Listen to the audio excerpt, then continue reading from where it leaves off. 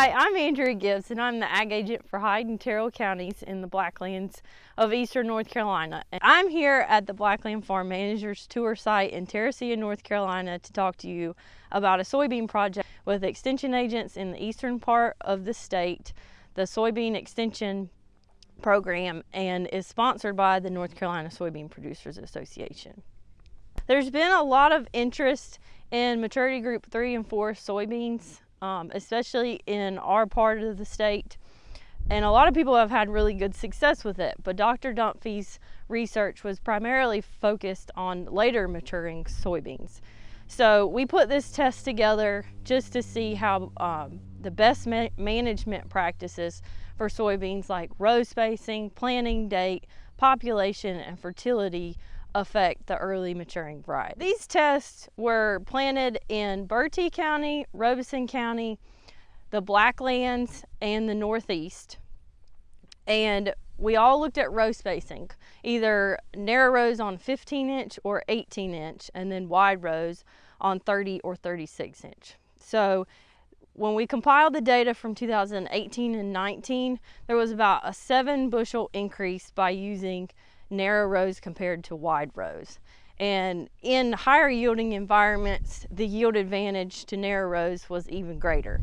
At the Hyde County plot last year, we had about a 14 bushel increase from a narrow row to a wide row.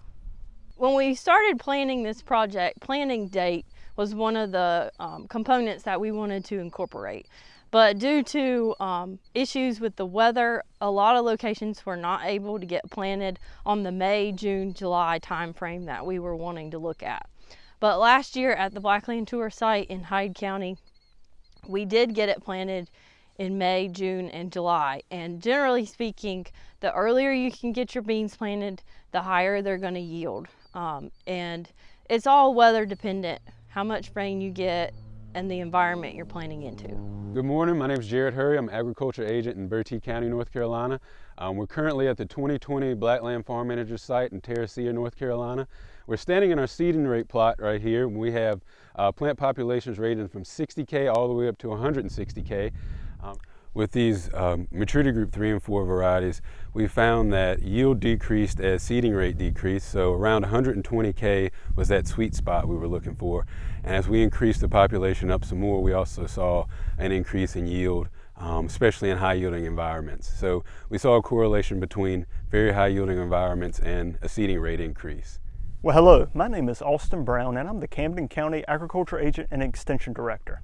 So we've been talking about our Group 3 and Group 4 soybean research. One of the common questions that a number of the agents in Eastern North Carolina were getting from growers that were adopting some of these management strategies were, would increasing fertilizer during the season show any yield benefits in these high yielding environments? So one of the common questions, we were looking at R1 applications, when the soybeans begin to bloom. We know that soybeans have a very rapid uptake of nutrients at that time as they're entering the reproductive growth stages. So we looked at that at several different sites in the Blacklands, over in Bertie County, and then up in the Northeast in 2018.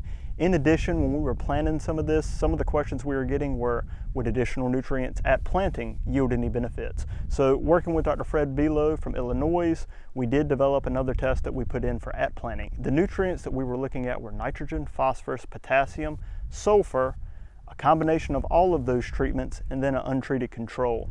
The general trend that we saw was the R1 application of those nutrients did not show any significant yield increases. We did, at the one site in Pasquotank County, we did find some treatment differences among some of the nutrients over the untreated control, nothing concrete, so we decided to repeat the studies. In 2019, again, we did not see any yield benefits from R1 application of these nutrients, and we repeated it at the Northeast Ag Expo in Currituck County, the at planting of those nutrients, and we did not see anything statistically significant that time. So one trend we did see in Currituck was we did see the 4s tended to out yield the 3s that year given the weather, but didn't have anything concrete. So what we're doing in 2020 In Pasquotank County, we've got these trials. They're going out again, so we're hoping to find some more concrete data to deliver to the growers. Hi, I'm Jalen Waters, Ag Agent in Washington County. While there are several advantages to planting earlier maturing soybean varieties in eastern North Carolina, there are a few challenges that come with the territory. When these beans are coming into physiological maturity, it's hot, it's humid, it's wet, and we're usually waiting on a hurricane around this time. These conditions can cause rapid seed quality decline if they're not harvested on time. Some of these seed quality issues include phomopsis and purple seed stain. So this project has been going on since 2018. So as of right now, we have 2 solid years of data, and the 2020 data that we'll collect at the end of this season will be presented at next year's winter meetings. On behalf of all of the ag agents in eastern North Carolina participating in this project, I'd like to say thank you to the Soybean Producers Association for funding and supporting these efforts.